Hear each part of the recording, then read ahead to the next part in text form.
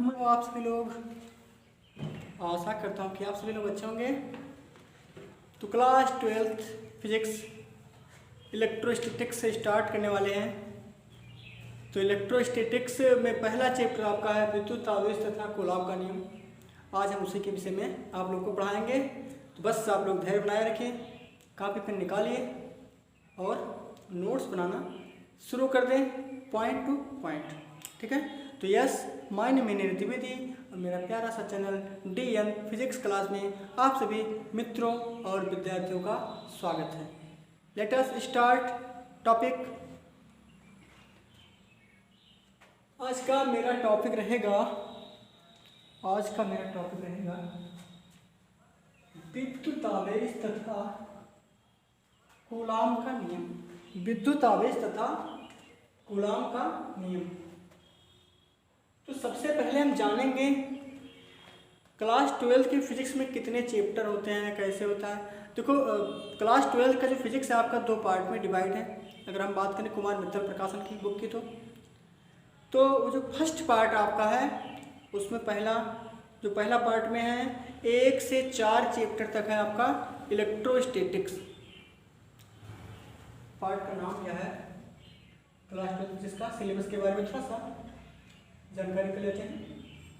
तो आपका विद्युत चुंबकत्व कह सकते हैं इसको,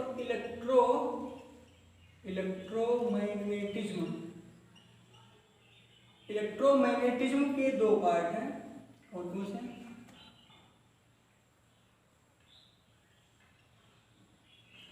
आपका है पहला पार्ट इलेक्ट्रोस्टैटिक्स। दूसरा आपका होता है इलेक्ट्रोडायनेमिक्स क्या होता है बेटा? इलेक्ट्रोमैग्नेटिज्म के 2 पार्ट इलेक्ट्रोस्टैटिक्स और इलेक्ट्रोडायनेमिक्स। ठीक है। अब बात करते हैं इलेक्ट्रोस्टैटिक्स क्या है। इलेक्ट्रोस्टैटिक्स का हिंदी होता है स्थिर विद्युत। इलेक्ट्रोडायनेमिक्स का मतलब होता है विद्युत की या विद्युत गति की। 1 से 4 चैप्टर तक, कहाँ तक? संधारित्र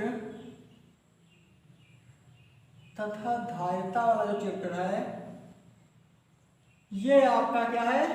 इलेक्ट्रोस्टैटिक्स। कहाँ से कहाँ तक? जो पहला चैप्टर आपका कहाँ से आवेश वाला था, आवेश से लेकर विद्युत आवेश कूलॉम का नियम, ये जो पहला चैप्टर था आपका विद्युत क्षेत्र, यहाँ से लेकर संधारित्र तथा धारिता तक जो आपका टॉपिक है वो आपका आता है इलेक्ट्रोस्टैटिक्स में आता है, स्थिर विद्युत में आता है। दूसरा आपका जो इलेक्ट्रोडायनेमिक्स है इसमें आपका 5वां चैप्टर से होता है। 5 चैप्टर आपका कुमार मित्तल प्रकाशन की बुक से आज हम बात कर रहे हैं। तो कुमार मित्तल प्रकाशन में आपका क्या? विद्युत चालन। चैप्टर नंबर 5वां है आपका विद्युत चालन। विद्युत चालन से लेकर आपका जो फैराडे का नियम है, ये सारे टॉपिक क्या होता है जिसमें गतिमान आवेशों का, ये क्या है आपका स्थिर आवेशों के बारे में। इसमें आवेश क्या होता है? रेस्ट पोजीशन पे होता है। रेस्ट पोजीशन पे जो चार्ज आपका होता है ये आपका आता है इलेक्ट्रोस्टैटिक्स में आता है। जो चार्ज आपका आवेश गतिमान होता है वो आता है विद्युत्की में, इलेक्ट्रोडायनेमिक्स में।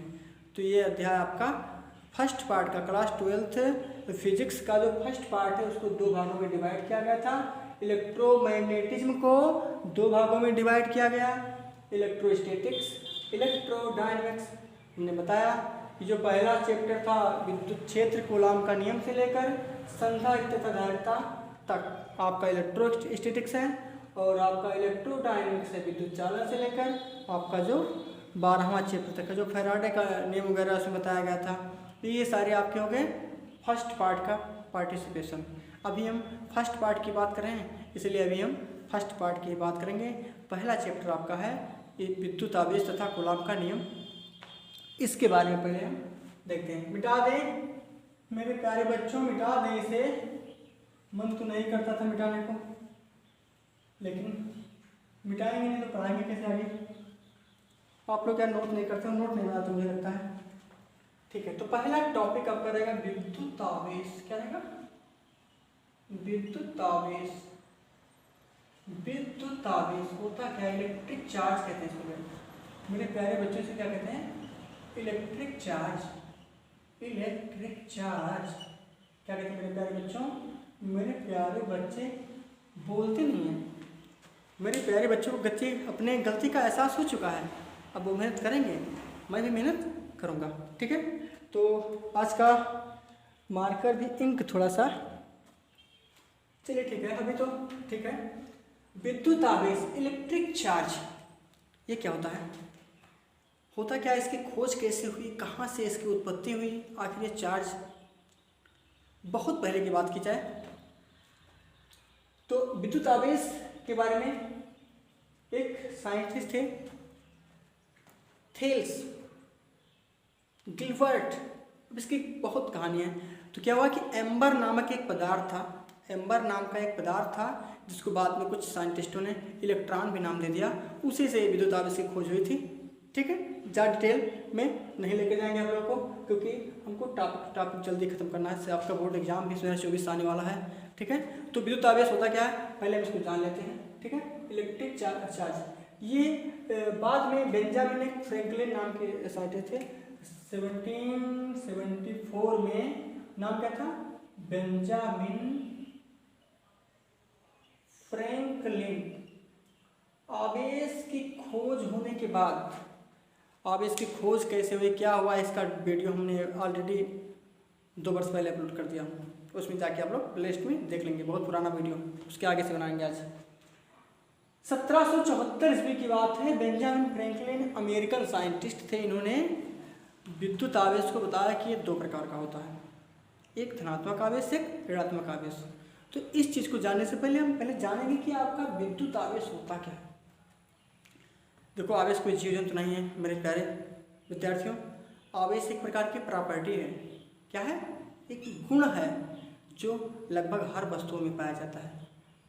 जैसे मार्कर, इसको अगर किसी आप घर्षण से फ्रिक्शन करिए, घर्षण कराइए, तो क्या होगा? इसमें घर्षण कराओगे तो इसमें क्या होगा? एक एनर्जी उत्पन्न हो जाएगी, एक्सटर्नल एनर्जी। होता क्या है कि जो मार्कर की अगर बात करें तो वो छोटे छोटे परमाणुओं अणुओं से मिलकर बना है, ये ठोस अवस्था में है, तो छोटे छोटे कणों से मिलकर बना होता है। इसमें भी एक एटम्स होता है, छोटे छोटे एटम, सूक्ष्मतम कण जिसको बोलते हैं परमाणु। ठीक, डाल्टन ने बताया, याद है ना केमिस्ट्री में, जॉन डाल्टन ने, अंग्रेज वैज्ञानिक, इंग्लैंड वाले वैज्ञानिक जो जॉन डाल्टन थे, उन्होंने बताया था ना कि परमाणु गोलाकार होता है, सबसे पहले अपना परमाणु मॉडल दिया था, याद आया? ठीक है, तो इसमें क्या होता है? छोटे छोटे परमाणु होते हैं, और अगर परमाणु है तो उसके बीच में एक धनाभिजित नाभिक होता है, नाभिक होगा तो नाभिक में प्रोटॉन और न्यूट्रॉन पाए जाएंगे, नाभिक में न्यूट्रॉन प्रोटॉन पाए जाएंगे, और उसके बाद जो कक्षक है उसमें इलेक्ट्रॉन क्या करेंगे? इलेक्ट्रॉन वृत्ताकार मार्ग में चक्कर लगाएंगे। ठीक है, तो होता क्या है कि जब किसी दो वस्तुओं को रगड़ते हैं, आपस में रगड़ते हैं, तो होता क्या है? इसमें इलेक्ट्रॉनों का म्यूचुअल रिएक्शन होने लगता है, म्यूचुअल पारस्परिक क्रिया होती है। क्या होती है? इन दोनों में पारस्परिक क्रिया होती है। तो पारस्परिक क्रिया के कारण से क्या होता है? इलेक्ट्रॉनों का आदान प्रदान होना शुरू हो जाता है। कुछ इलेक्ट्रॉन जाएंगे, कुछ इलेक्ट्रॉन, अगर इलेक्ट्रॉन जाएंगे तो उस पर धनात्मक आवेश हो जाएगा, इलेक्ट्रॉन आपका ऋणात्मक आवेश होता है। अगर इससे इलेक्ट्रॉन निकल गए इसमें तो इस पर क्या जाएंगे? धनात्मक आवेश आ जाएगा, मतलब आवेश पर कोई कमी नहीं होगी। अगर 100 इलेक्ट्रॉन इससे निकल के इस पर चले गए तो 100 इलेक्ट्रॉन का मतलब होता है कि 100 ऋणात्मक आवेश पे चले गए। तो जब 100 ऋणात्मक आवेश पे चले जाएंगे तो 100 धनात्मक आवेश स्वतः उत्पन्न हो जाया करेगा। समझ में आ रहा है? ठीक है, तो विद्युत आवेश की परिभाषा लिख लेता हूँ, आप लोग नोट भी इस बार बनाएंगे। इस बार आप लोग को नोट्स बनाना ही पड़ेगा, मेरा दबाव रहेगा, सर जी तो दबाव मेरे। हाँ, किसी वस्तु का, ठीक है, नोट बना दो, किसी वस्तु का वह गुण जिसके कारण वस्तु में विद्युत तथा चुंबकीय प्रभाव। कौन सा प्रभाव मेरे प्यारे बच्चों? किसी वस्तु का वह गुण जिसके कारण वस्तु में विद्युत तथा चुंबकीय प्रभाव उत्पन्न होता है। क्या उत्पन्न होता है? उत्पन्न होता है विद्युत आवेश कहते हैं। क्या कहते हैं? विद्युत आवेश कहलाता है, मतलब विद्युत आवेश कौन कौन से प्रभाव? विद्युत तथा चुंबकीय प्रभाव, विशेष फोकस करो इस पे। विद्युत प्रभाव हो चाहे चुंबकीय प्रभाव हो, दोनों का मतलब होता है अट्रैक्शन या रिपल्सन। मतलब अगर इसमें कोई आवेशों का गुण आ जाए, विद्युत प्रभाव आ जाए, ये वस्तु तुम्हारी विद्युतमय हो जाए तो क्या करेगी? ये वस्तुओं को अट्रैक्ट करेगी। चुंबकीय प्रभाव भी आ जाए तो भी चुंबकीय प्रभाव का क्या मतलब है? अट्रैक्ट करना या रिपेल करना। जैसे चुंबक है तो उसमें दो ध्रुव होते हैं, एक नॉर्थ पोल एक साउथ पोल।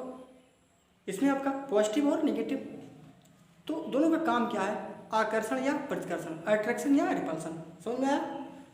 समझ में तो सारा आता है आपका पढ़ाया हुआ नहीं आएगा। ये तो गया आवेश। आवेश को किससे लिखते हैं? आवेश को क्यू से लिखते हैं। किससे लिखते हैं? आवेश को क्यू से प्रदर्शित भी करते हैं। किससे? क्यू से प्रदर्शित करते हैं। किसको? आवेश को। आवेश को क्यू से। मात्रा क्या होता है इसका? आवेश को किससे मापोगे? किग्रा में नहीं मापोगे आप, इसका भी अलग मात्रा है, कूलाम से मापोगे। इसका मात्रा क्या होगा? कूलाम। विद्युत आवेश का मात्रा क्या होता है? कूलाम होता है। मतलब अगर आवेश को मापना चाहते हैं आप तो किसमें मापोगे? कूलाम में मापोगे। ठीक है, समझ में आ गया? अच्छा, दूसरी परिभाषा में बताता हूँ, इसको नोट कर लो। नोट कर लिया मेरे प्यारे बच्चों? नोट कर लिया? चलिए मेरे प्यारे बच्चों, बहुत अच्छा किया। आप लोग लिख लेते हैं, इतना कम नहीं है। और इलेक्ट्रॉनिक सिद्धांत के आधार पर आप आवेश की परिभाषा कैसे दे सकते हैं? दूसरे शब्दों में लिख सकते हो, किसी वस्तु पर इलेक्ट्रॉनों की कमी अथवा अधिकता को आवेश कहते हैं। किसी के पास इलेक्ट्रॉनों की कमी हो उसको भी आवेश कहेंगे, अधिकता हो उसको भी आवेश कहेंगे। मतलब किसी वस्तु पर या किसी परमाणु पर इलेक्ट्रॉनों की कमी अथवा अधिकता को विद्युत आवेश कहते हैं। समझ में आया? समझ में आ गया? ठीक है। अच्छा ठीक है, आवेश कितने प्रकार के होते हैं? आवेश दो प्रकार के होते हैं। आवेश के प्रकार, आवेश मेरे प्यारे बच्चों दो प्रकार के होते हैं। आवेश के प्रकार, आवेश दो प्रकार के होते हैं। कौन बताया था? बेंजामिन फ्रैंकलिन, अमेरिकन वैज्ञानिक, 1774 में। पहला धनात्मक आवेश, पहला धनात्मक आवेश मतलब पॉजिटिव चार्ज, पॉजिटिव चार्ज।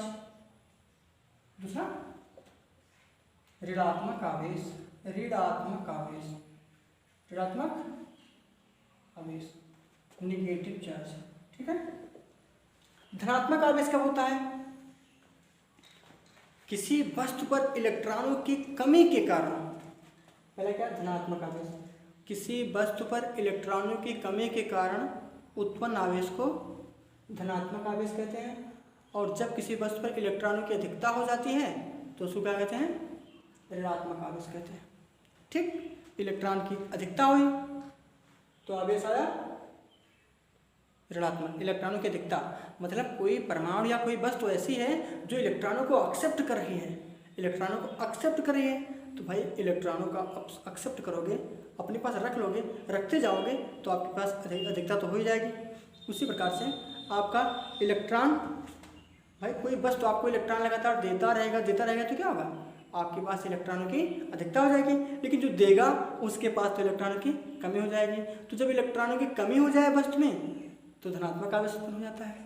इलेक्ट्रॉनों की अधिकता हो जाए तो उसे ऋणात्मक आवेश कहते हैं।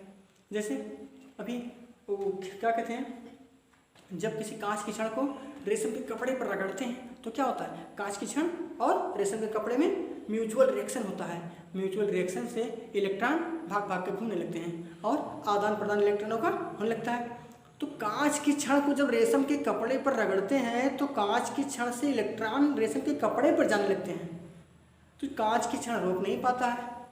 तो कांच की छड़ से रेशम के कपड़े पर इलेक्ट्रॉन चले जाएंगे तो कांच की छड़ पर धनात्मक आवेश आ जाएगा और रेशम का कपड़ा ऋणात्मक हो जाएगा। इस प्रकार से जब रेशम के कपड़े पर इलेक्ट्रॉनों की अधिकता हो गई तो उस पर ऋणात्मक आवेश उत्पन्न हो गया, और कांच की छड़ पर इलेक्ट्रॉनों की कमी हो गई उस पर हो गया धनात्मक आवेश उत्पन्न। ठीक है। जैसे ये मान लीजिए कांच, ये मान लीजिए रेशम का कपड़ा है, अब इस पर एक कांच की छड़ पहुंचा, ये क्या हो गया? कांच की छड़ है। अब एक कांच की छड़ है, इसको क्या किया गया? रगड़ोगे तो कांच की छड़ से इलेक्ट्रॉन क्या होगा, धीरे धीरे इसमें आने लगेगा, इसमें आ जाएगा। तो कांच की छड़ पे क्या होगा बेचारे के ऊपर, पॉजिटिव चार्ज उत्पन्न हो जाएगा सर, पॉजिटिव, और इस कपड़े पर नेगेटिव चार्ज खूब ज़्यादा हो जाएगा। तो ये आपका ऋणात्मक आवेश हो गया, और कांच की छड़ पे धनावेशित आवेश उत्पन्न हो जाएगा। समझ में आ गया मेरे प्यारे बच्चों?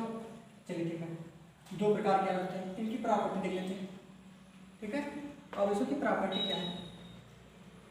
समान प्रकार के आवेश, आवेशों की प्रॉपर्टी, समान प्रकार के आवेश, समान प्रकार के आवेशों के बीच क्या होता है, आवेशों के बीच प्रतिकर्षण होता है। क्या होता है? प्रतिकर्षण, एक बल उत्पन्न होता है। देखिए, दो आवेशों के बीच एक बल काम करता है। दो आवेश चाहे पॉजिटिव पॉजिटिव हो चाहे नेगेटिव नेगेटिव हो, उनके बीच एक बल काम करेगा। क्या काम करेगा? एक बल काम करेगा। दो आवेशों के बीच एक बल काम करेगा, उसको हम कहते हैं विद्युत बल। क्या होता है? विद्युत बल। दो आवेशों के बीच जो बल काम करता है उसको क्या कहते हैं? विद्युत बल कहते हैं। ठीक है, विद्युत बल आपका आकर्षण प्रवृत्ति का हो सकता है और प्रतिकर्षण प्रकृति का हो सकता है। वो उनकी चार्ज की प्रकृति पर निर्भर करता है कि दोनों चार्ज प्लस प्लस हैं कि दोनों चार्ज नेगेटिव नेगेटिव है। ठीक है, तो आवेशों की, समान प्रकार के आवेशों के बीच प्रतिकर्षण बल लगता है। कौन सा बल? प्रतिकर्षण बल लगता है। ठीक है, मतलब प्लस और यहाँ पर भी प्लस, तो इनके बीच जो बल काम करेगा वो क्या होगा? फोर्स लगेगा, वो प्रतिकर्षण होगा। क्या होगा? प्रतिकर्षण होगा। मतलब एक दूसरे को इधर भगाएंगे, ये उधर जाएगा, इधर जाएगा। मतलब ये दोनों को जैसे पास में लाने का प्रयास करेंगे, ये एक दूसरे का विरोध करेंगे। कहेंगे मेरे पास तुम मत आओ बेटा, तुम मेरे पास मत आओ। ये कहेगा तुम भी मेरे पास मत आना, मैं, तो इनके बीच चलेगा आकर्षण लगेगा। चलेगा आकर्षण बल लगेगा। ये आपका आकर्षण बल लगने लगेगा। ठीक है, मिटा दे इसे। ठीक, आगे बढ़ते हैं। आवेशों की कुछ प्रॉपर्टी है। आवेश संरक्षण का नियम, आवेश संरक्षण का नियम, संरक्षण का नियम, ये क्या होता है? इस नियम के अनुसार आवेश को ना तो नष्ट कर सकते हैं और ना ही उत्पन्न कर सकते हैं। आवेश को एक वस्तु से दूसरे वस्तु में रूपांतरित कर सकते हैं। यही आपका है आवेश का संरक्षण का नियम। ठीक, चलिए और देखते हैं। अच्छा, आवेशों का क्वांटीकरण क्या होता है? आवेशों का क्वांटीकरण में क्या होता है? कोई भी वस्तु अगर आवेश को ग्रहण करेगी तो प्लस माइनस एन ई, क्या होता है? एन ई, एन के कोण गुणज के रूप में करती है। एन बराबर होता है 1 2 3 डॉट डॉट डॉट, ये आपका पूर्णांक है। मतलब कोई भी वस्तु आपका या तो 1 इलेक्ट्रॉन या तो 2 इलेक्ट्रॉन या 3 इलेक्ट्रॉन या dot dot dot an electron, कोई भी वस्तु इलेक्ट्रॉन आपका, ये नहीं कि 1/2 इलेक्ट्रॉन, आधा इलेक्ट्रॉन, 5/2 इलेक्ट्रॉन, ऐसा नहीं। कोई भी वस्तु आपका 4 इलेक्ट्रॉन ले सकती है, 2 इलेक्ट्रॉन ले सकती है, 3 इलेक्ट्रॉन ले सकती है, लेकिन परिमेय या परिमेय संख्याओं के रूप में वो नहीं ले सकती है। ठीक है, मतलब इलेक्ट्रॉनों की संख्या n के पूर्ण गुणांक के रूप में होगा। इसी को कहते हैं आवेशों का क्वांटीकरण। कुछ फार्मूले हैं, उसको भी नोट कर लेंगे आप लोग। जैसे अगर किसी चालक तार में, कोई चालक तार, इसमें इलेक्ट्रॉनों की संख्या क्या है? n है। टोटल इलेक्ट्रॉन कितना है? n। ठीक है, और प्रत्येक इलेक्ट्रॉन पर आवेश कितना होता है? 1.6 10⁻⁻19 कूलम। ठीक, ये प्रत्येक इलेक्ट्रॉन पर आवेश होता है। प्रत्येक इलेक्ट्रॉनों पर ये आपका आवेश होता है। ठीक है, तो इतना इलेक्ट्रॉन पर एक इलेक्ट्रॉन पर आवेश होता है। ठीक, सूत्र क्या होता है? अगर आवेश आपको ज्ञात करना है तो Q बराबर क्या होता है? N × E। इससे अगर किसी चालक में इलेक्ट्रॉनों की संख्या n हो और प्रत्येक इलेक्ट्रॉन पर आवेश E हो तो आवेश Q बराबर N होता है। अच्छा, Q बराबर, अगर किसी चालक में धारा I प्रवाहित हो रही हो t सेकंड में तो Q बराबर IT भी होता है। आवेश बराबर धारा गुणे समय, तो Q बराबर I × T। ठीक है, अब इसको, ये भी Q है, ये भी Q है, आप लोग लिख सकते हो N × E बराबर I × T। ठीक है, ये आपका एक फार्मूला जिससे आपका न्यूमेरिकल लग जाएगा। ठीक है, नोट किया? चलिए ठीक है, तो अगला टॉपिक मैं आप लोग को पढ़ाने जा रहा था कूलाम का नियम। कूलाम का नियम। एक फ्रांस के वैज्ञानिक थे जिनका नाम था कूलाम। फ्रांस के वैज्ञानिक कूलाम ने दो आवेशों के बीच लगने वाले बल के लिए एक नियम दिया जिसे क्या कहते हैं, कूलाम का नियम। इन्होंने ये नियम अपना 1785 ईस्वी में दिया था। तो फ्रांस के इस नियम के अनुसार फ्रांसीसी से वैज्ञानिक कूलाम ने दो स्थिर बिंदु आवेशों के बीच लगने वाले आकर्षण अथवा प्रतिकर्षण बल से संबंधित एक नियम दिया जिसे कूलाम का नियम कहते हैं। इस नियम के अनुसार आप लोग नोट बना लीजिए, किन्हीं भी दो स्थिर बिंदु आवेशों के बीच लगने वाला आकर्षण एवं प्रतिकर्षण बल, किन्हीं भी दो स्थिर बिंदु आवेशों के बीच लगने वाला आकर्षण अथवा प्रतिकर्षण बल उन आवेशों की मात्राओं के गुणनफल के समानुपाती होता है एवं उनके बीच दूरी r के वर्ग के व्युत्क्रमानुपाती होता है। माना कि दो आवेश एक Q1 है, एक आवेश आपका Q2, r दूरी है इनके बीच की, तो विद्युत बल फोर्स F लगेगा। कूलाम का पहला नियम, पहला पार्ट कह रहा है F प्रोपोर्शनल Q1 Q2। बल बढ़ाओगे तो आवेश बढ़ेगा तो बल बढ़ेगा, मतलब एक दूसरे पर ही डायरेक्टली प्रोपोर्शनल है। Equation first, F proportional 1/r², इनके बीच डिस्टेंस समीकरण। अगर आप डिस्टेंस इनके बीच बढ़ाओगे तो आकर्षण बल कम हो जाएगा, मतलब 2 गुना। अगर आप डिस्टेंस बढ़ाओगे 2 गुना, अगर आप बल 2 गुना बढ़ा दोगे तो दूरी 4 गुनी, 2 का स्क्वायर 4 गुनी घट जाएगी। ठीक है, दोनों को साथ ले लो तो यह प्रोपोर्शनल Q1 Q2/r² होता है। यही आपका कूलाम का नियम है। इसको जब हटाओगे तो एक नियतांक मिलेगा आपको K Q1 Q2/r² न्यूटन। अब K का मान क्या होता है, K नियतांक है जिसका वैल्यू होता है 1/4πε0। ठीक है, K का मान क्या होता है, K का वैल्यू होता है 1/4πε0। ठीक है, जहां ये कांस्टेंट होता है। ε0 क्या कहलाता है, ε0 आपका निर्वात या वायु की विद्युतशीलता कहलाती है। विद्युतशीलता कहलाती है। ε0 का वैल्यू कितना होता है, 8.85 10⁻⁻12 कूलाम स्क्वायर न्यूटन मीटर। ठीक है, ये आपका ε0 का वैल्यू होता है। आप लोग इसको लिख कर लो। ये आपका कूलाम का नियम कंप्लीट हुआ। अभी हम ε0 जो एग्जाम में हमेशा पूछा जाता है, ε0 का बीमा पूछ लेता है सर, और सर इसको कैसे निकालें। अरे भैया पेपर में लास्ट में दिया रहता है 1/4πε0 का बीमा। यह बराबर आपका है 1/4πε0 Q1 Q2/r²। 1/4π क्या है आपका कांस्टेंट है। ε0 को इधर ले आओ, ऐसा करो ε0 को इधर ले आओ, बल को इधर ले जाओ, तो ε0 बराबर हो जाएगा आपका Q1 Q2/F/r²। मात्रक क्या होगा इसका, कूलाम का, आवेश का कूलाम, तो कूलाम गुणे कूलाम 2 बार है, स्क्वायर हो जाएगा। बल का न्यूटन और मीटर स्क्वायर। ये आपका बीमा, ये आपका हो गया मात्रक।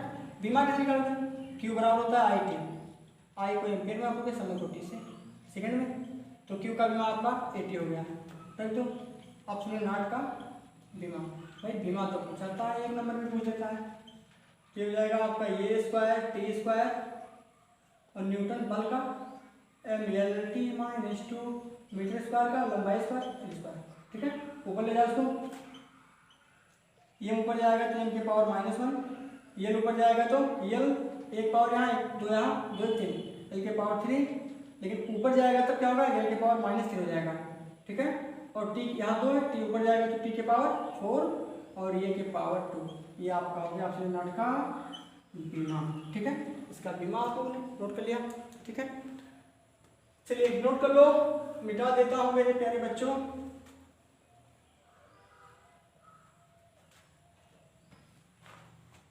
विद्युत क्षेत्र क्या होता है, विद्युत क्षेत्र क्या होता है, इलेक्ट्रिक फील्ड क्या होता है। अगर कोई आवेश है, उसके चारों ओर का वह क्षेत्र जिसमें अन्य आवेश को लाने में आकर्षण या प्रतिकर्षण बल का अनुभव हो उसे क्या कहते हैं? विद्युत क्षेत्र। मतलब अगर कोई आवेश रखा है, मान लीजिए कि यहाँ एक आवेश रखा है, क्यों, अब इसका कोई विद्युत बल रेखाएं निकलेंगी ना, तो मान लीजिए कि इसका एरिया यहाँ तक है, मान लीजिए इसका यहाँ तक एरिया है, इसके अंदर में कोई भी परीक्षण चार्ज अगर टेस्टिंग चार्ज आ जाएगा तो उसको खींचेगा या रिपल्सन करेगा। यहाँ रखा है तो इस पर कोई प्रभाव नहीं पड़ेगा। जैसे यहाँ आएगा, मतलब किसी आवेश समुदाय के चारों ओर का वह क्षेत्र जहाँ किसी अन्य आवेश के कारण आकर्षण या प्रतिकर्षण बल का अनुभव होता है उसको क्या कहते हैं? विद्युत क्षेत्र। क्या होता है? विद्युत क्षेत्र। तो आज के लिए विद्युत क्षेत्र तक ही अपने टॉपिक को हम सीमित रखते हैं। फिर मिलते हैं नेक्स्ट वीडियो में इसका अगला पार्ट लेकर। तब तक के लिए आप लोग मस्त रहिए, खुश रहिए और पढ़ाई अपनी मन लगा के करते रहिए। Thanks for watching my video. अगर मेरा चैनल DN फिजिक्स पर जो भी पढ़ाया जा रहा है अगर आप लोग को अच्छा लग रहा है तो प्लीज़ मेरे चैनल को सब्सक्राइब कीजिए, लाइक कीजिए और शेयर भी कीजिए। Thanks for watching my video.